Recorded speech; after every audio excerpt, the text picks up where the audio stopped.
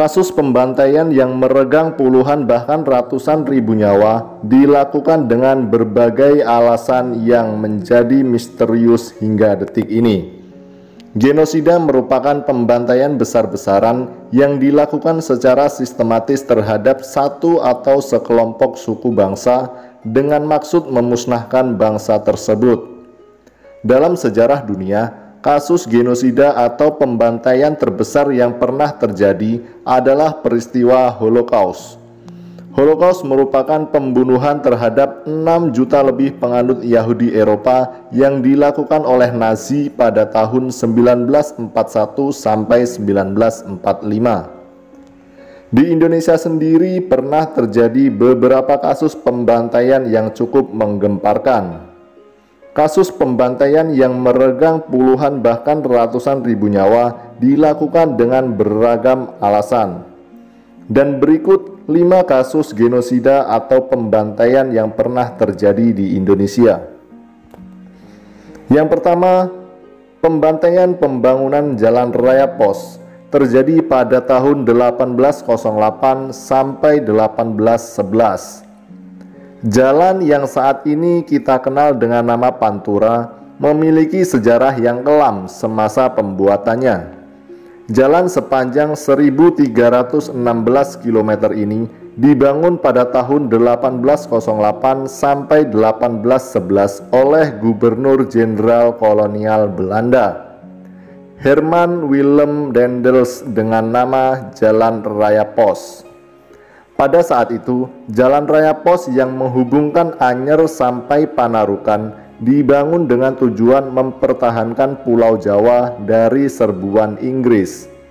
Jumlah kematian dalam proses pembuatan jalan ini masih diperdebatkan, namun perkiraannya sampai 12.000 korban bahkan lebih.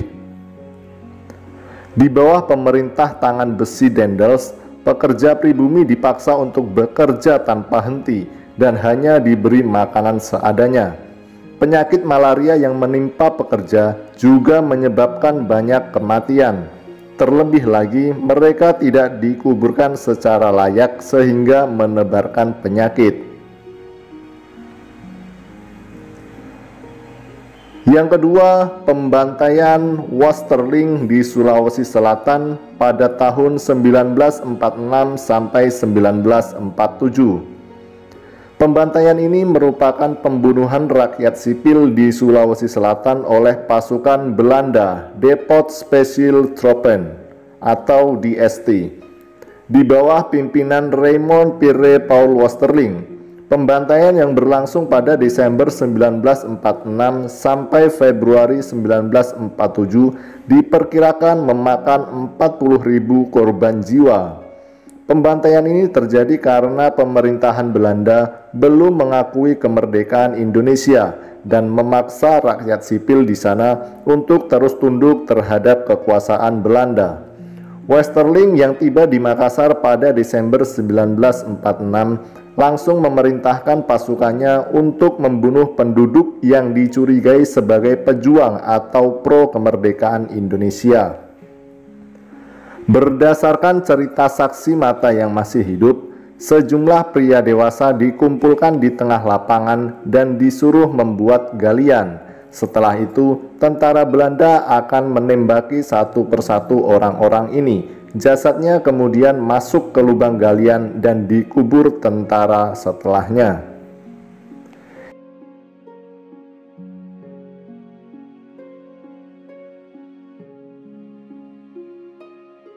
Yang ketiga, pembantaian etnis Tionghoa oleh VOC pada tahun 1740.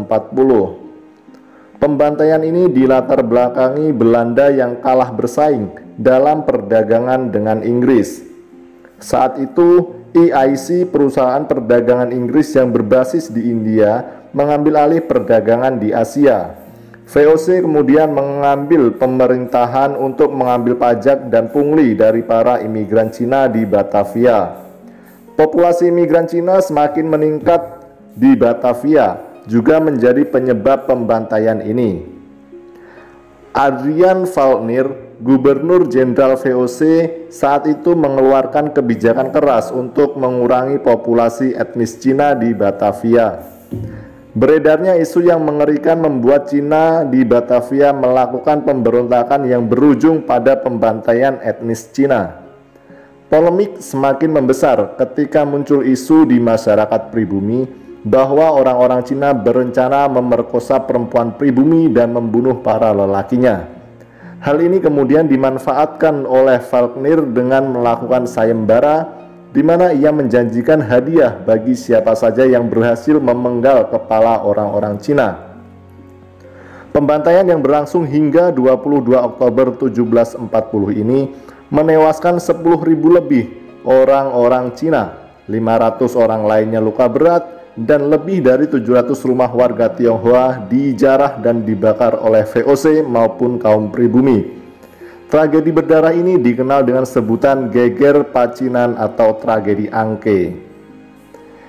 Yang keempat, peristiwa Mandor oleh tentara Jepang terjadi pada tahun 1943 sampai 1945. Peristiwa Mandor atau insiden Pontianak merupakan pembantaian massal tanpa batas etnis dan ras yang dilakukan oleh tentara Jepang di Mandor, Kalimantan Barat. Diketahui pembantaian ini dilatar belakangi desas-desus yang terdengar oleh Jepang. Sebutan untuk polisi rahasia Kaigun buatan Jepang mendengar kabar adanya rencana pemberontakan melawan Jepang. Pemberontakan ini disebabkan rasa kebencian masyarakat Indonesia karena pendudukan Jepang. Selama masa pendudukan itu, rakyat pribumi dipaksa bekerja dan disiksa tiada henti. Munculnya kabar mengenai komplotan yang berencana melawan ini membuat pasukan Jepang bertindak cepat dengan melakukan penangkapan terhadap penguasa setempat, tokoh masyarakat, kaum terdidik dan terpelajar, dan banyak rakyat dari berbagai etnik, suku, dan agama. Penangkapan dimulai dari September 1943 sampai awal 1944.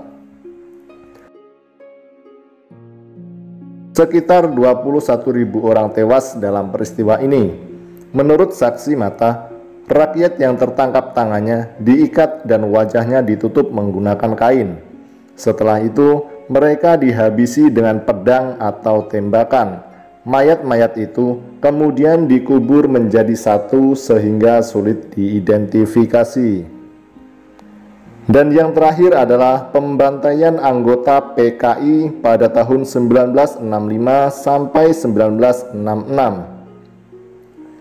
Kasus pembantaian terbesar di Indonesia ini korbannya mencapai hampir 500.000 jiwa. Pembantaian ini dianggap sebagai salah satu pembantaian terbesar pada abad ke-20. Pembantaian ini dilakukan terhadap orang-orang yang dituduh komunis di Indonesia, yang diperkirakan korbannya mencapai lebih dari 500 jiwa.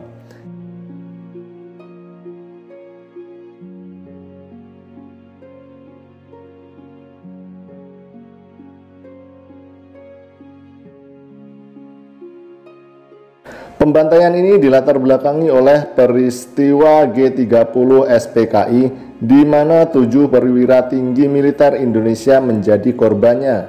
Dalam peristiwa ini, 500.000 orang menjadi korban. Dalam peristiwa 500.000 orang menjadi korban, siapapun yang terlibat dengan PKI, baik itu anggota atau simpatisan atau orang-orang yang terlibat lainnya, dibantai dan dibunuh.